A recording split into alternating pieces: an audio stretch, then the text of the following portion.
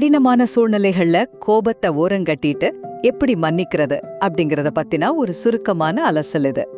இயேசு கிறிஸ்து சிலுவையில அறையப்பட்ட அந்த மிக கொடூரமான வலியில கூட தன்னை துன்புறுத்தினவங்களை எப்படி மன்னிச்சாருன்னு நம்ம புரிஞ்சுக்கிட்டா நம்ம அன்றாட வாழ்க்கையில வர்ற சின்ன சின்ன கோபங்களை ரொம்ப ஈஸியா கடந்து போயிடலாம். இதுல முதலாவதாக நாம கவனிக்க வேண்டிய விஷயம் என்னன்னா, மன்னிப்புங்கிறது பலவீனத்தோட அடையாளம் கிடையாதுங்க.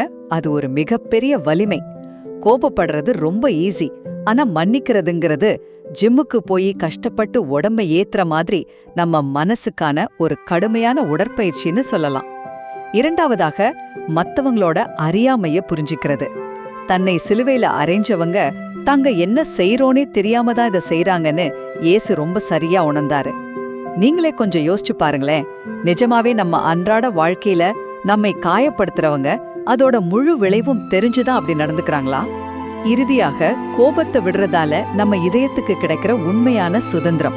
பழிவாங்கணும்னு மனசுக்குள்ளேயே வன்மத்தை வச்சுக்கிறது தேவையில்லாத ஒரு பெரிய பாறாங்கல்ல நாமே தினமும் சுமந்துக்கிட்டு நடக்கிறதுக்கு சமம். அதை தூக்கி போடும்போது கிடைக்கிற அந்த நிம்மதிக்கு அளவே இல்லை. ஆகவே மத்தவங்கள மன்னிக்கிறது அவங்களுக்கு நீங்க கொடுக்கிற பரிசு இல்லைங்க, அது உங்க சொந்த இதயத்துக்கு நீங்களே கொடுத்துக்கிற ஆகச்சிறந்த சுதந்திரம்.